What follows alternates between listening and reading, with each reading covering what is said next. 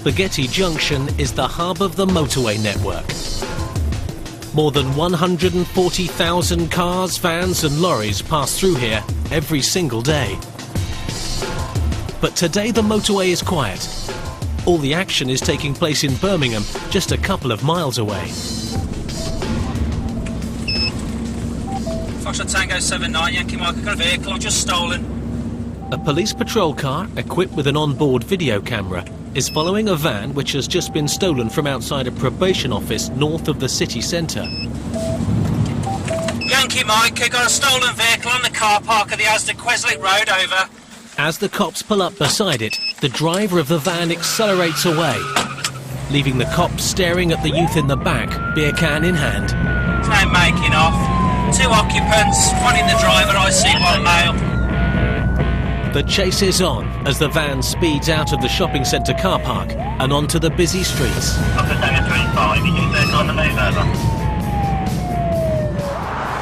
In an unmarked car 2 miles away on the M6, Motorway Cops PCs Martin Smith and Jay Hussein are tuning into what's going on. It's a white Stitchler Malingo, Lima 08. The cops in the city need every available unit, including their colleagues on the motorway. And, fortunately for PCs Smith and Hussein, they are in exactly the right place. The stolen van is heading north towards them. Going towards the Queswick. It's about a mile and a half from here. For PC Smith, this is what being a motorway cop is all about. A pursuit does get the adrenaline going and it makes for the excitement of the job. It's one of the reasons why you do it, it's one of the reasons why you join. But the main reason is basically to catch the bad guys. Back in the city, the cops are still behind the stolen van. Yes, duty petrol authorised Stinger. Up ahead, the cops have laid a trap, a bed of nails to take out the tyres called a stinger. Just coming to the island now, just coming to the island, there he is. But at the last minute, the driver sees the trap and heads off-road. He's going over the grass. Run across. Leaving the cops running back to their cars to catch up. He missed the stinger, he dodged it.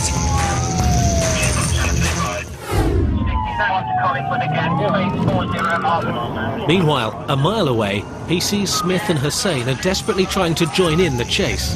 No! But the busy rush hour traffic is causing major problems, and pedestrians are getting in their way. No! The city cops behind the van are also having trouble with the traffic. And so is the driver in the stolen van. As he turns the wrong way onto the roundabout, the van is hit full on by a car. It's Beacon Road, out to city, over. But the crash has given PCs Smith and Hussein time to catch up. There he is. Now there are 3 police cars on his tail as he heads towards Walsall, north of Birmingham. Come up the red light, he's taken offside, slowing down, going through the junction, doing it a left, at full speed. And PC Hussein knows this road well. Onto Litchfield Road, Walsall. Litchfield Road, over. Litchfield Road towards Walsall. Now they know where he's headed, the cops can put their plan into action. There's a stinger up ahead. Up ahead, a team of cops are waiting with another stinger. But there's a problem. The stinger's too short to reach across the road, and the driver simply swerves to avoid it. Yeah, he's over that stinger again, over. We're now on Mellish Road. The cops are now on the back foot again. But as the van heads towards Walsall, the driver makes a crucial mistake. It's a dead end. Well, where we are now? Well, it should be a dead end. It is going to decamp. He's headed into a car park. There's only one way in and one way out. As they reach the car park, the motorway cops hold back. Hold the door. While the city cops follow the van, which does a U-turn back towards PCs Smith and Hussein. Watch it, Jay. Watch it, you're going to try and ram us. The van forces the motorway cops aside. But as he heads out, the cops are waiting for him with another stinger. Yes, he's got him. Yeah, go on, do the stinger. The van tyres are finally blown. Now the cops have the edge again. Walsall, towards Walsall again. When you did get stung, deep down you're hoping that he'll stop now quite soon. But incredibly, the van is still going. Jake, stay there, stay there. Stay back behind it. He's got no control whatsoever over his vehicle. You are thinking, what's it going to take to stop this guy? Smith and Hussein are now the lead car, and this is where their experience comes into play. The plan is to box him in and force him to a halt. Jake, get in front of him, we'll have him. T-back him. But just as they get into position, the driver spots a way out, losing his front tyre as he turns to make his escape. Now the motorway cops are on one side of the road. They're bringing to a stop. It's going to go the wrong way. While the van, followed by the city cops, drives into oncoming traffic on the other. Yankee Mike, his driver's door is damaged. He'll probably come out the passenger side if he bails. Meanwhile, Smith and Hussein put their foot down to get ahead of the chase and lie in wait for the van. Out the car, we'll abandon the car. We'd hemmed off the island to prevent traffic coming on, but we can't put on a solid block because we need all sorts of authority to do that. So you have to give the vehicle a way out. As the thief heads towards them, it's clear his front wheels have almost given out. I was wondering whether the vehicle was ever going to stop. It was determined. Smith and Hussein are now on foot, and as the van finally gives out, they're the first to the doors. But they've got the fear, and they want to run and they want to get away, because that's what they have been doing. So if you give them the opportunity, they will take it, they'll open the doors and run. While 5 city centre cops cuff the driver, PC Smith is in for a shock on the other side of the van. There was nobody more surprised when I grabbed the person out of the passenger seat. I realised it was a woman. And it's not very often you get women in stolen vehicles. And while she's led away, the cop's more immediate concern is for the other passenger in the back. The man who was spotted at the start of the pursuit, beer can in hand. When we'd arrested the 2 from the front, somebody shouted, there's someone in the back, there's someone in the back, and Jay was there trying to force the back doors open. The cops fear he's been thrown about so much he may be unconscious. He could have picked up some serious injuries from being in the back of the van. It's very dangerous. I mean, I bet he was being thrown around like a rag doll. The cops check him over. He's breathing, he's breathing, he's got a pulse, he's got a pulse. He's got a pulse, he's all right, he's fine. He had a good pulse and he was breathing and everything, so we kind of had a feeling that he was just playing along. He's all right, mate, there's nothing wrong with him. Once he realised that the game's up, he kind of woke up and says, yeah, fine. Get up, get up, come on. You may as well behave now, come on, get up. But his inability to get to his feet may be more to do with the beers he's been drinking. Because it's over now, yeah? You've had your fun. Come on, let's get it sorted. This one here. He was plastered. Really was plastered. Turn round, turn round. Turn round, put your Stick your bum in, that's it. Put your head down.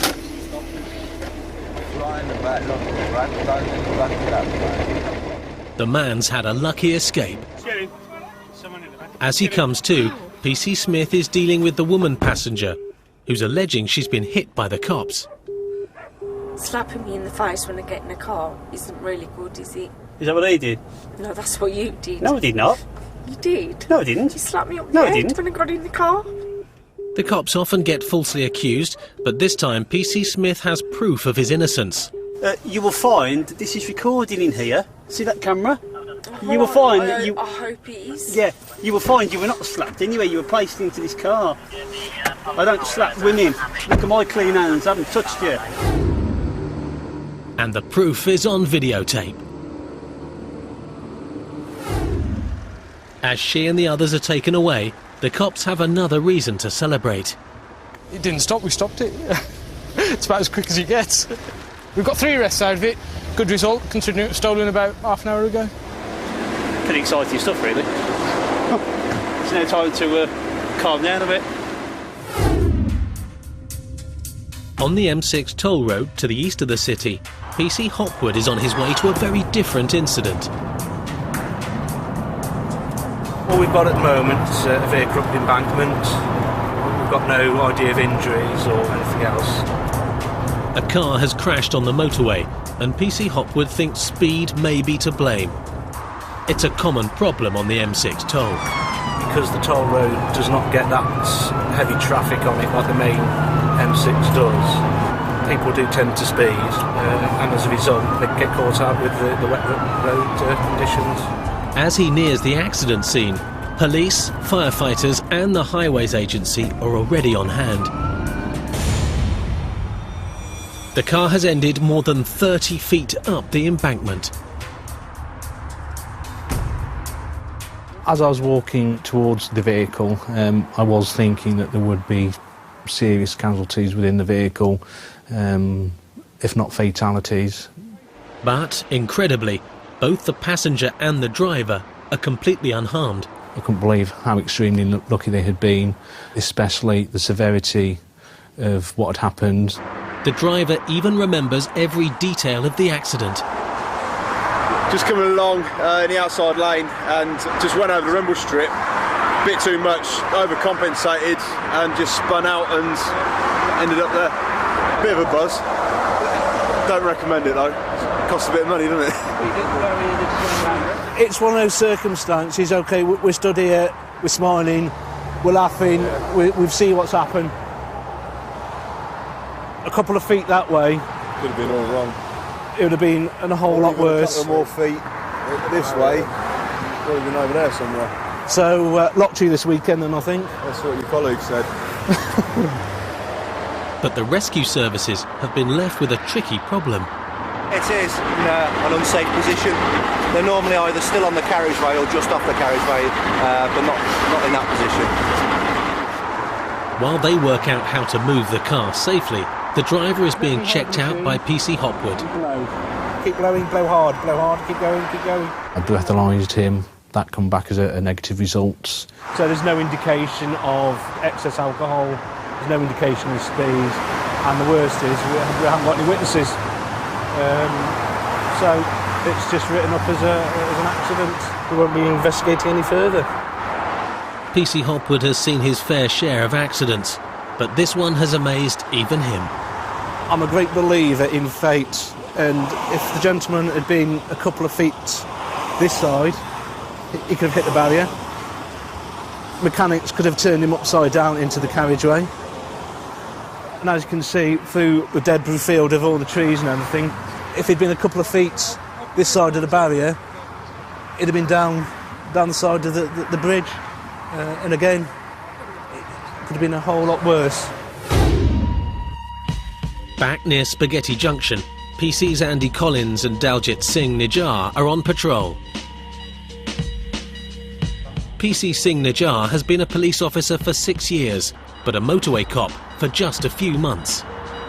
There is a standing joke when you tell people on your force that you're going to the motorway and you're just going to catch speeders, but it's so different. You've got to be there to believe it. We are quite intelligence-led. Once they're on the motorway, they're ours then. Another transit just gone through Junction 6 in lane 3. They're receiving intelligence that a van known to be used by a wanted man is heading towards them at Spaghetti Junction. This vehicle had a report on it that the driver, a male, was possibly wanted in connection to a criminal offence. So myself and Andy was waiting up for the vehicle, and lo and behold, it came past us. PC's Collins and Singh Nijjar are making their way to intercept it. We're just joining alongside it. Yeah, couldn't have been better time. Because they believe a wanted man is behind the wheel, they're going to stop it quickly before it can head off the motorway. The last thing they want is another dangerous pursuit through the city centre. We'll go for a stop as soon as possible. It is indicating lane 1 now.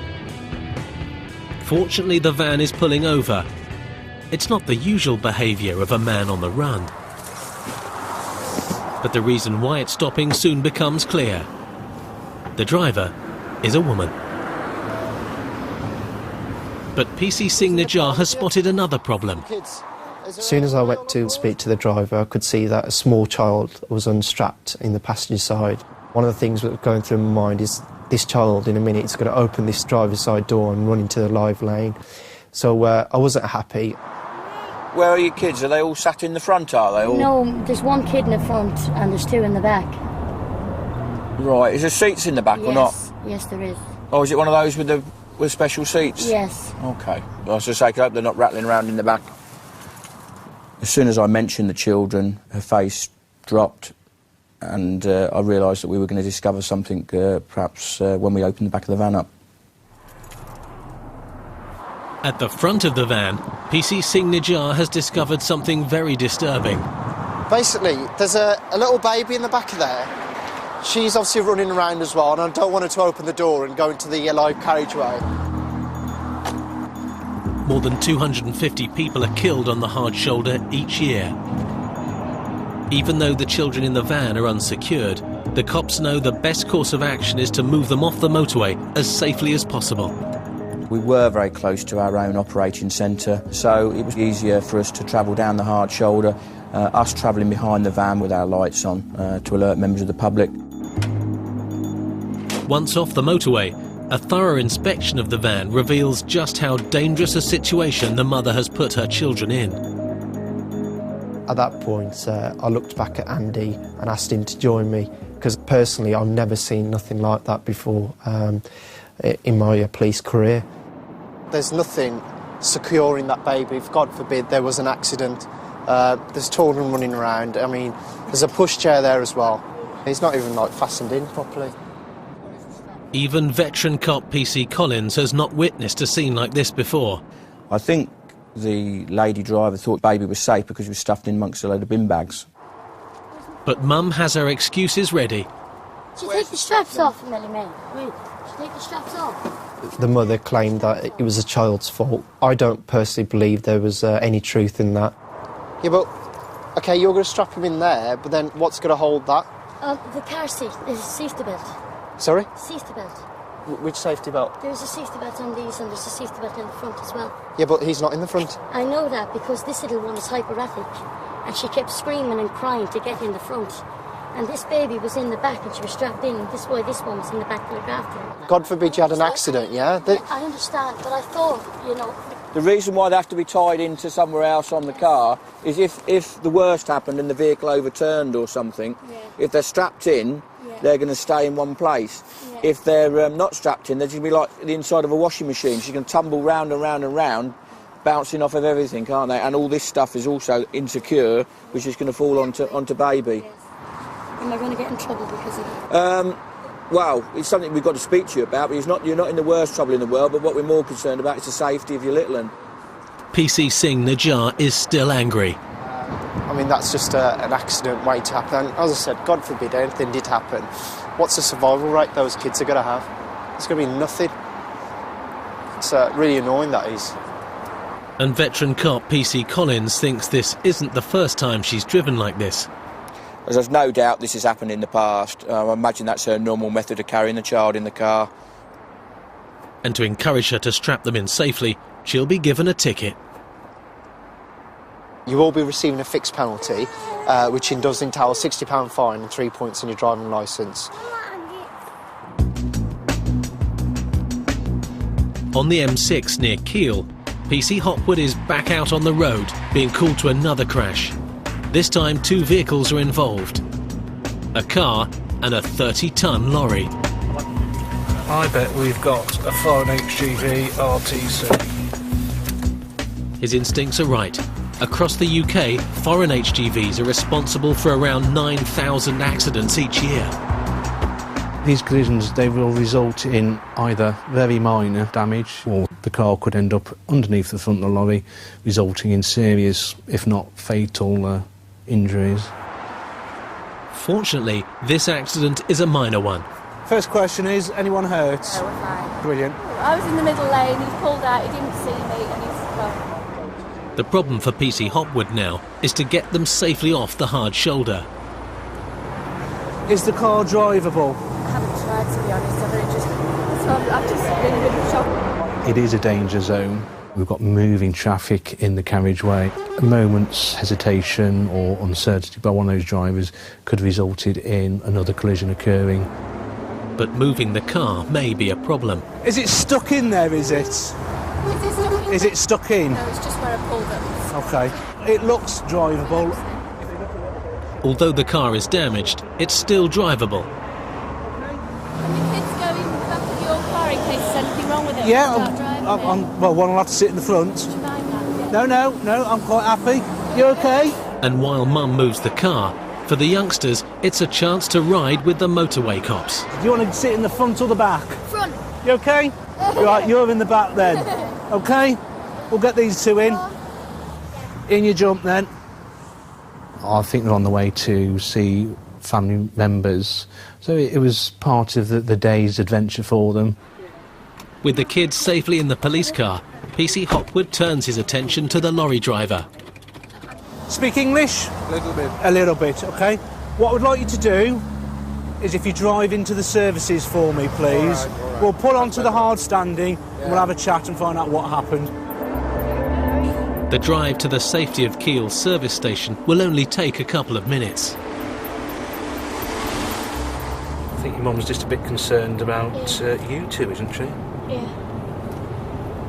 Notice you're hiding up in the trees. That's the best thing to do. No, we stopped here last time. Yeah, you didn't have a bump last time though, did you? No.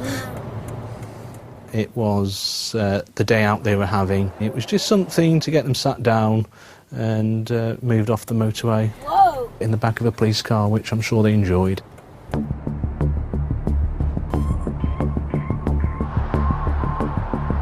Back at the Spaghetti Junction, PCs Singh, Nijar and Collins are back on the road and on the lookout for a specific car they've had a report about.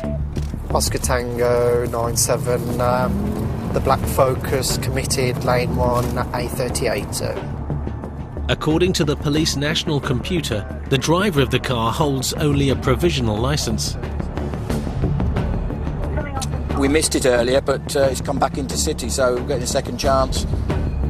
The motorway network stretches right into Birmingham city centre, but that doesn't give provisional drivers the right to use it. They've had, in effect, no driving experience on any road, proper driving experience, and here they are on the motorway amongst cars travelling at 70 mile an hour plus. As the car heads off the motorway and into the city, the cops signal for it to pull over. Got some lights on here. At one point I did think that is he going to stop, but he did. From the offset, the gentleman, I knew, I think, what was going to happen with him. He was quite high rate. Oh lads, can I have a chat with us, mate? Have you got your licence with you? No, I haven't got a good one. Have you been stopped before? Yeah. Do you know why? I don't know why. I didn't see anything come around then. Straight away, he was very, very agitated. He wasn't happy that we'd stopped him. Can you tell me why you pulled me now? The reason I wasn't speeding.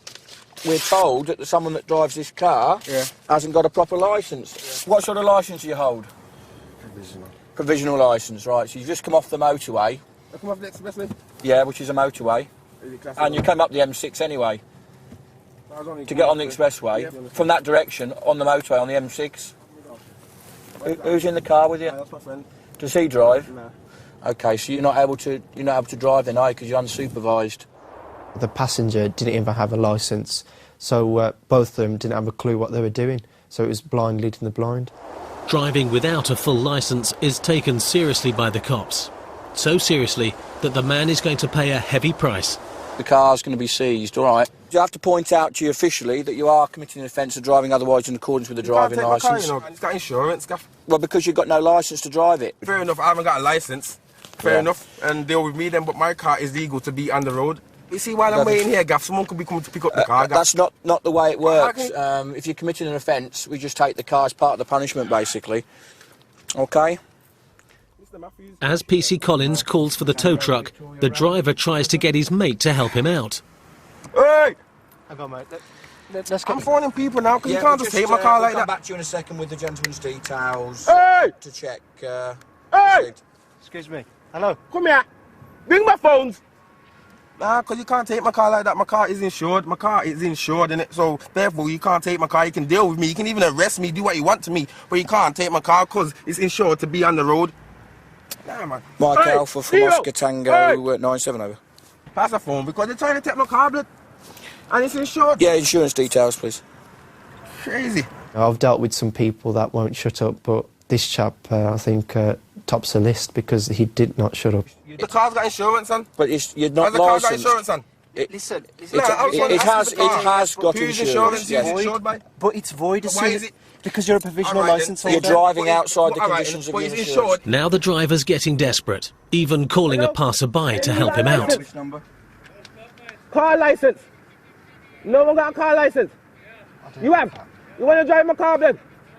1 second, Gav. 2 minutes of your time. 2 minutes, because if he drives my car, it's okay, innit? No. Right? But that's it, it's too late. You got to understand, it's too late. He's got a licence. Unfortunately, mate, you can't drive it off, so...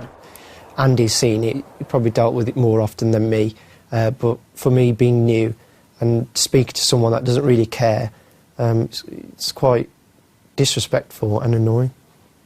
Why are you talking like that, Gav? 069. Why can't... Tell me the reason why he can't drive my car. You know what it is? You're just getting really happy at the moment, right? You need to calm down. They're trying to lock me up, blood. They're trying to lock me up again, blood. The driver isn't getting locked up, but with the arrival of the tow truck, his car is. We were going to have that car. There was no debating. He wanted to debate it. We didn't. Have we been treating you bad? Yeah, man. He's taking my car, man. He's like killing me, man. He's like killing me, man. With the man and his car on their way, in separate directions, the motorway cops can finally relax. What a mare. Andy's always calm. I think that's what you'll find about Andy. Oh, well, I've heard it all before. Taking his car away from him here and now is probably the greatest punishment we can give him. Back at Kiel Services on the M6, the woman driver involved in the crash with the HGV is recounting the moment the lorry hit her car. I just went spinning in circles down the motorway. I was in the middle lane. I didn't know what had happened until he told me afterwards. He'd not seen me, he'd pulled out and just sent me spinning in circles. While the woman recovers from her shock, PC Hopwood examines the damage to the lorry. Yeah, that's it there. Okay. Lorry before me stop. I put reference side looking, but no see. You know, go right a little bit, and car coming. You know. Compared to the woman's car, the damage to the 30-tonner is minor. You know, she banged and you understand. But here is nothing. You know, there is no. Because lorries with defects are so dangerous, in cases like these, it's routine to give the HGV a check-over. Can I have a quick look in your driver's seat? When we deal with lorry drivers, we do check the condition of the mirrors. We also check the driver's hours, which is quite an important aspect of the daily driving, to make sure they're not exceeding the hours prescribed by law. Everything seems to be in order. And the driver is even admitting responsibility for the accident. That's my fault, because, you know, I know see her. But, you know, yeah, I know, this is difficult, you know. It is, I mean... I looking, but no see her. Okay. I have checked the mirrors. I've sat in the seat, and I do know the problems that you are faced with. The lady's said as much herself. But even though he's at fault, he's not being charged with a criminal offence. The insurance companies will be left to sort it all out. He had indicated, and he said he had used his mirrors, but unfortunately it's the blind spots that wasn't checked thoroughly or was missed. The blind spot itself is at the front, and it would be possibly a vehicle's length, 2 vehicles' length, where they just can't see anything. The woman's car is still roadworthy, and while the family take a breather before continuing on their journey, PC Hopwood is concluding the final paperwork with the lorry driver. Okay then. Okay. Do you want a cup of coffee or so you going? No, I know ladies. And go take the phone. Okay, brilliant. Thank you very much. Bye. And the lorry driver is doing the decent thing. I could tell that the lorry driver was concerned by his actions, or the result of his actions had resulted in the collision. And I believe he was generally concerned towards the welfare of the mum and her 2 little children. When I'm aware there's a foreign HGV in front of me, I will give it a double lanes width to give it plenty of room in case it does need to manoeuvre suddenly.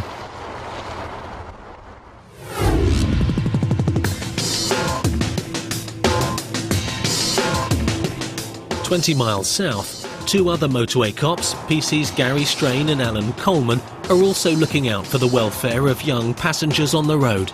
Can I have a look at this Rover in front? It almost looked like it got 4 kids in the back.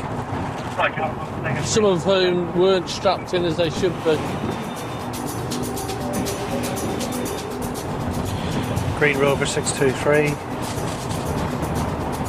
So as you get past this truck, mate. As the driver pulls over, it's clear there may be other driving matters the cops want to have a word with him about. Oh, one brake light. Oh, here, just stop on the anchors, why don't you? Bearing in mind that manoeuvre they've just done, and we think the kids don't have seatbelts on. Which is worrying. A closer inspection confirms their worries. Hello? Have you got that seatbelt on properly?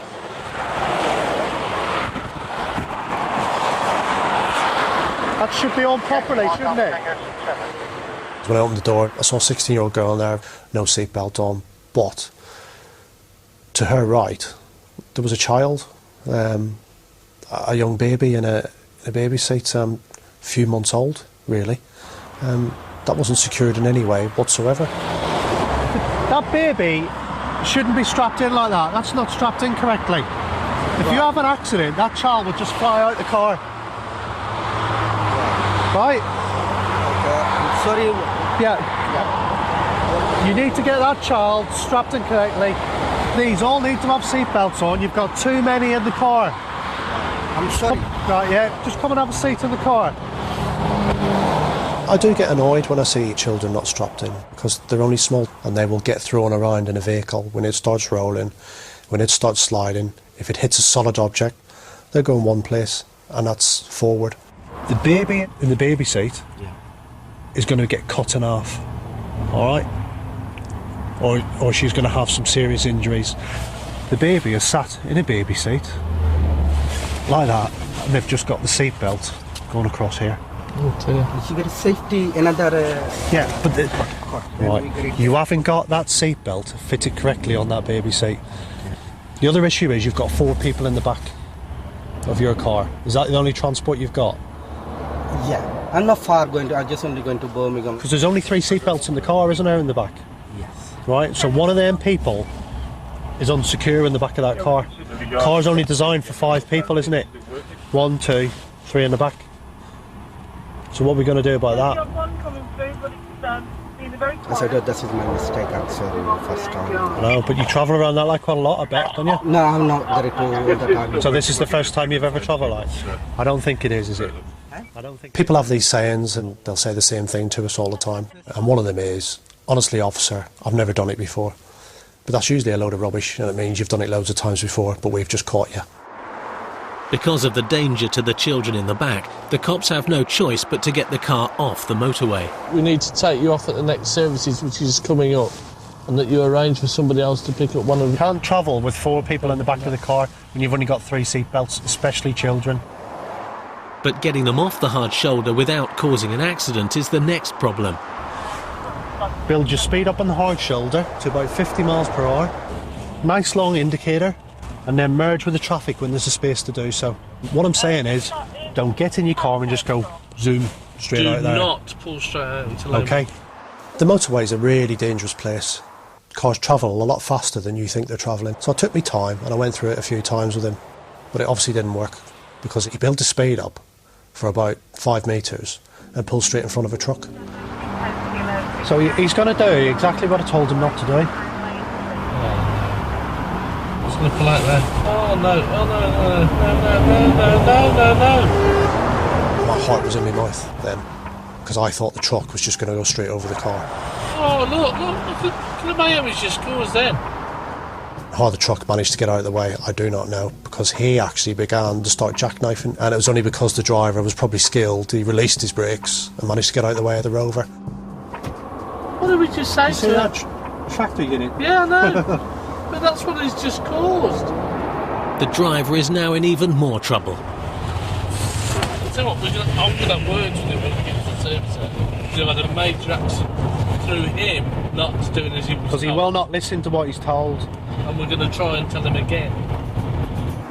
And to add to his problems, as the driver exits towards the services, he turns into the lorry park.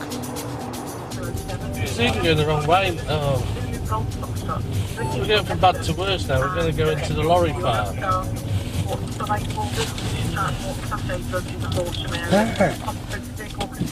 Oh my goodness. It's astounding me at the moment.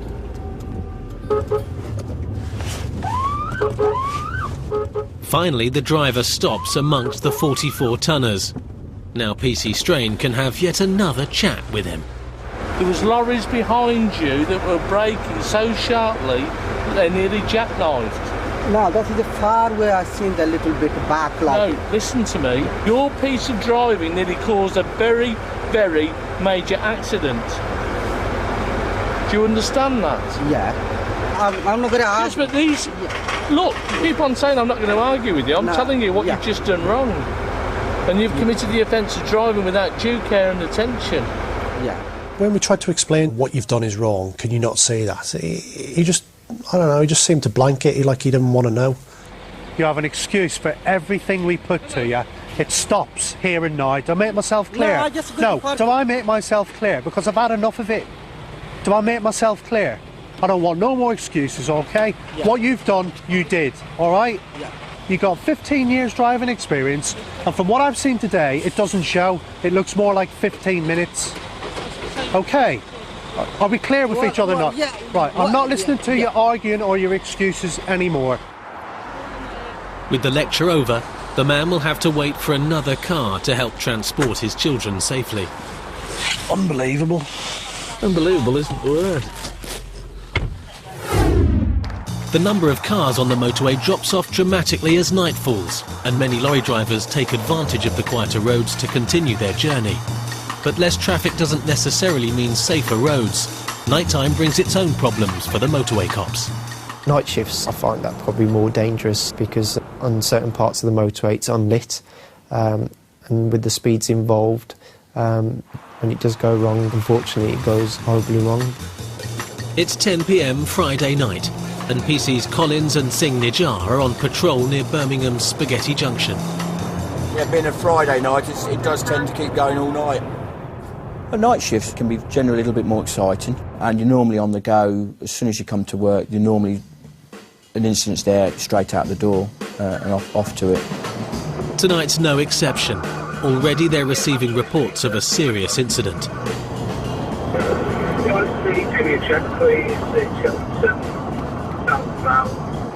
It's another crash involving an HGV. Straight vision to foreign lorry. With 22 years' experience on the force, PC Collins knows all too well the damage a 44-tonne lorry can cause. Obviously at that stage, you always have doubts in your mind because a car versus a lorry is never a good thing. Is that lorry involved? As they reach the accident scene, paramedics and the Highways Agency are already dealing with the casualties. Hi, you're all right, mate? Yeah, the first show was found a female and a child. Right. She's got whiplash. Straight away I could see how badly damaged the vehicle was, so I was a bit unsure what was going on. Another car versus lorry, and once again it's clear the car has taken the brunt of the damage as it tried to join the motorway from the slip road. Fortunately, the family who are inside have already been rescued. Peugeot, a child and a female, I think. They're in the ambulance, are they? Yeah, they've got two ambos. I think the baby's in one and the mother's in the other one. Whiplash, the mother's got. Right, are they do we know whether they're likely to be going to the hospital or not? Walsall Manor. They are going. Yeah. With the family in the car on their way to hospital, the motorway cops have only one witness. The lorry driver. What happened? As I passed the junction, I seen her come from the inside lane over to the other lane. Yep. Of the entrance. Slip, yeah. Yeah, slip. Yep.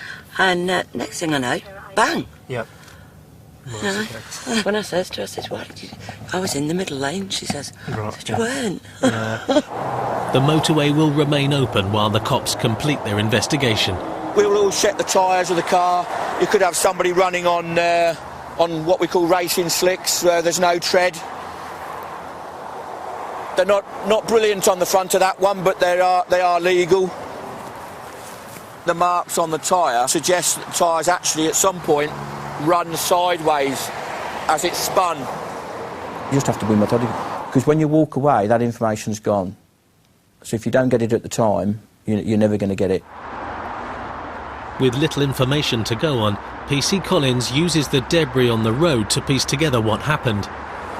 There was another car that stopped behind, but all she said, she saw the cars when that stopped. I said, well, if you haven't seen anything, no. That's such a waste of time. So we haven't got anybody independent then, really? Nothing, no. Is there any indication? I mean, oh, right, yes, there is some indication.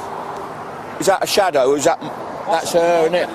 That's where she's come off it. There's tyre marks just here. There's another mark coming across just here.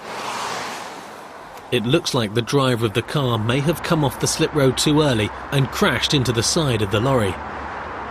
When you join at slip road, you are required to join where you've got the hatch markings there, the dotted lines. You shouldn't join over the solid white lines. Just from the marks on the road, it tells me she couldn't have joined the motorway correctly. When I saw Andy observing the scene, it was quite impressive from my point of view, being new to the motorway, and how quick and efficient he was as well. He knew straight away what had happened, and he just had to prove it. If PC Collins is correct about the cause of the accident, it would have been an almighty smash for those inside. You don't really want to be in an impact with a child in the car. Their bodies can't take the stresses and strains that we can take. We need to establish where the baby was located in the car. But it couldn't have been on this seat, could it? So it must have been in here. I can only presume. Crikey, must have been squashed in amongst all this. There is a big pushchair on the back seat, and I'm assuming that was probably already on the seat. So it's lucky that the impact hasn't gone sideways into baby. It's clear that serious injury was only avoided because the passengers were strapped in properly. If the baby seat hadn't been secured within the small car, the collision and the subsequent spinning away of the vehicle, that seat would have been loose in the car, and baby would have been hitting things in the car. So the consequences could have been quite severe. HGVs are involved in nearly a third of all serious and fatal road accidents on British roads. PC's Richard Elliot and Stuart Bullard are almost 50 miles north on the M6. They're receiving reports of a serious accident near Stoke-on-Trent. That was the report of the day, still just out of 16 on the M6 there, further. Fatal. That message confirmed fatality. It's a number of feelings, really, because it's desperate because you're thinking, oh no, somebody's died. But there's an adrenaline rush as well, because you're thinking it doesn't get more serious than this. We've got to get there, we've got to protect the scene, we've got to make sure that if there is somebody responsible for this death, that they don't get away. Something into the back of the lorry, or what has? Northwest Motorway Group are putting a total closure on for us on the southbound carriageway. 42 to 21, are we going to be hitting tyre debris coming up to 16?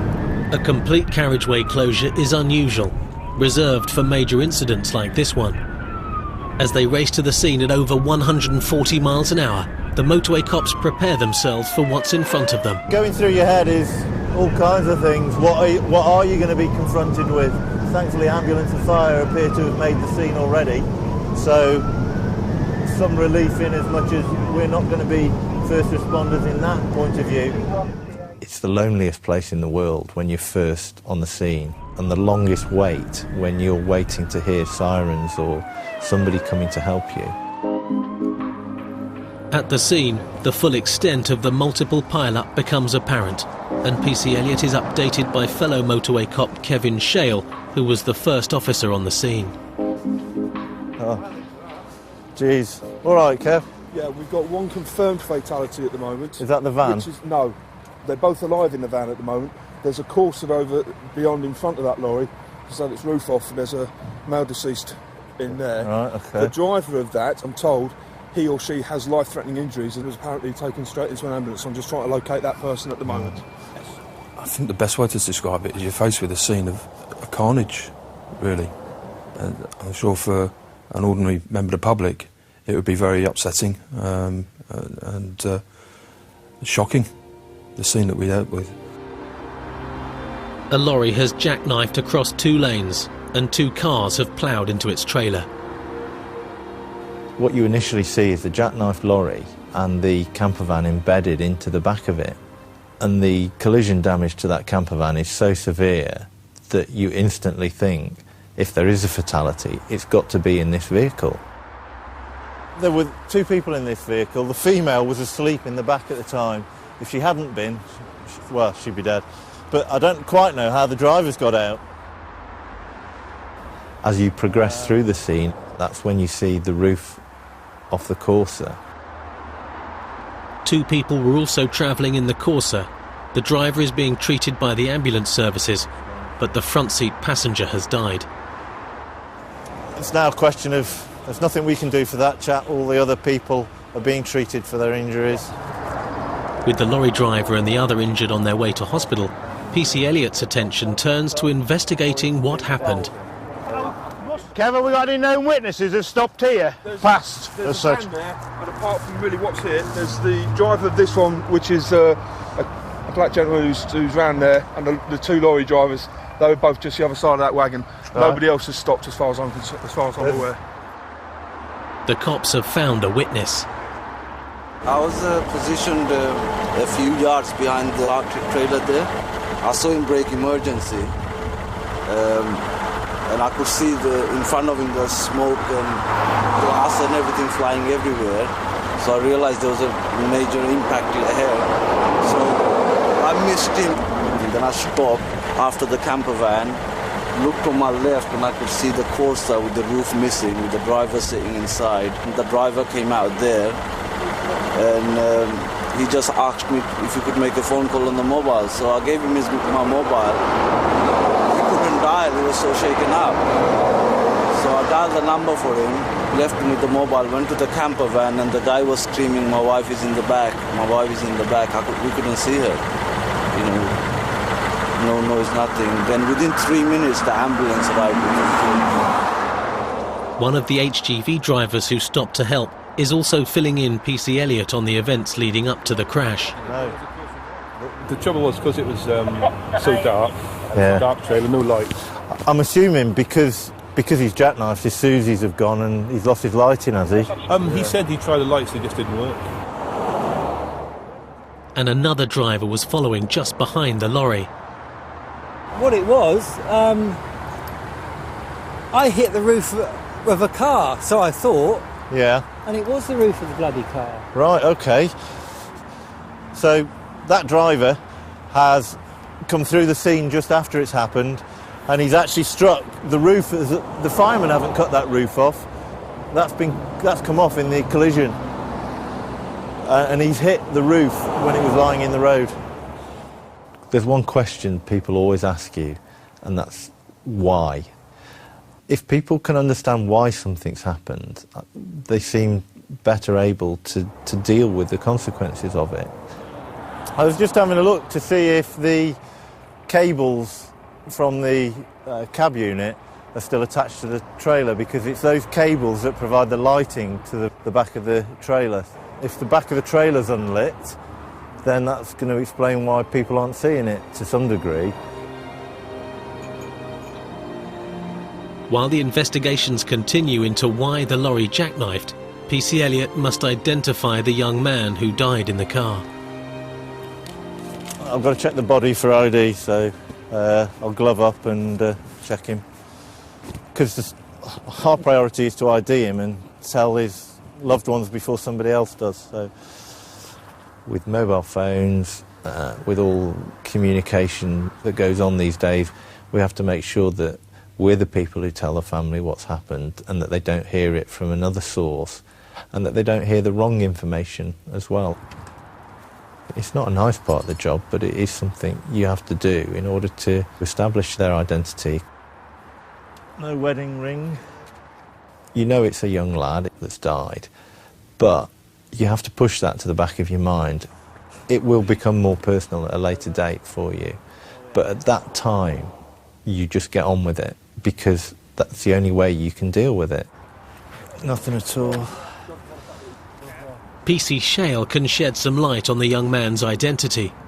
Apparently the driver of this car has been asking the ambulance crew how his cousin is. Cousin? So we think right. Maybe his cousin. But this information will have to be confirmed, and that means searching for anything which can help identify him in the debris. Having a look around at the debris and stuff, but I mean these are things that have come from the Corsa by the look of it. The search will also help the investigation. Even the smallest of things can be key to determining what happened or what caused a collision. So you have to make sure that all this debris that's scattered everywhere, what needs to be preserved, what can be cleared. PC Elliot has been on the scene for more than 3 hours, but why the lorry jackknifed in the first place is still a mystery. Why it's happened, I haven't got a clue yet. I really don't.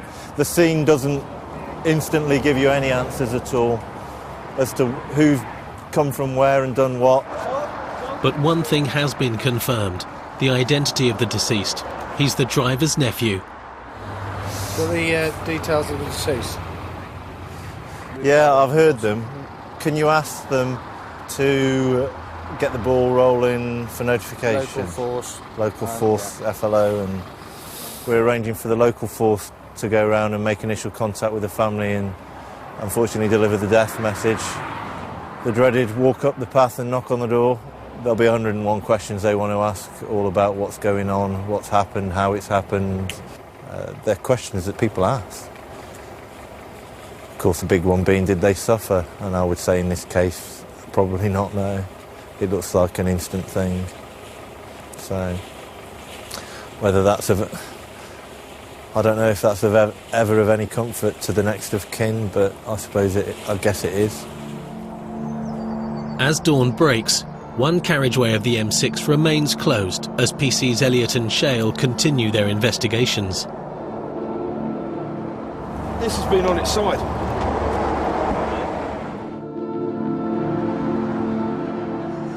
And police officers are on their way to Sussex to speak to the family of the young man who died in the Corsa. It's not something you can ever prepare yourself to do. You can go through how you think you're going to deal with it in your mind when you get there, but you never know how the family, the next of kin, are going to react to you either.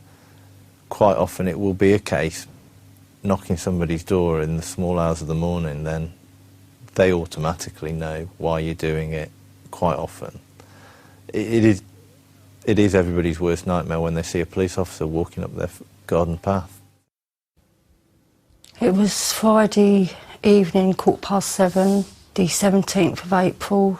He came in here, kissed me, said, "Love you, Mum, see you later."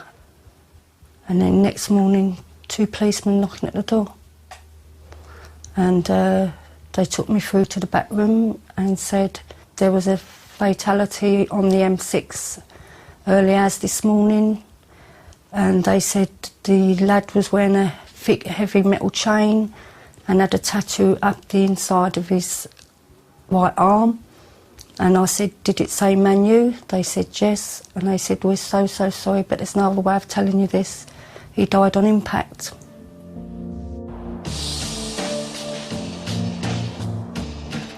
The morning after the accident, the vehicles have been moved to a recovery yard off the M6, and PC Kevin Shail is continuing his investigation. It's always frustrating if you can't answer a question, and it's probably the biggest question of the inquiry as to why that vehicle jackknifed. Every vehicle involved will be re-examined forensically to throw light on the cause of the crash. I've just spotted the mobile phone that I think I'm looking for. Obviously one of the things we have to do with phones is make sure that drivers' vehicles weren't using them immediately prior to or at the time of the accident. But PC Shail cannot find any new evidence to suggest what caused the crash. I want to be able to tell the family how their loved one has come to lose his life. I'd like to be able to explain to them so that they can make sense of it as much as possible, if you ever can make sense of such a thing. Aaron was just 19 when he died. We try to do what we can to reduce collisions. We try to enforce speed limits, we try to enforce insurance, licensing, the way vehicles are maintained, but inevitably we can't control everything. We can't be everywhere, and things are going to happen, and they do happen, and I don't think there's a lot you can do about some things. You can try, and that's all we can keep doing. The investigation into the cause of the fatal accident is still ongoing. No one has been charged with any offence. The driver of the Corsa was not using his mobile phone at the time of the accident. The man who was stopped for not securing his children in his car was given a £30 fine and attended a driver improvement course. The man who was caught driving on the motorway without a full driving licence is awaiting trial. The woman who failed to secure her baby in the back of her van paid her fine but was sent to prison for 2 months for driving whilst disqualified. And the man who was chased through the streets of Birmingham in the van he had stolen was convicted of aggravated vehicle taking and 6 other offences of theft and given a total of 2 years in prison. The female passenger was given a 12-month community order.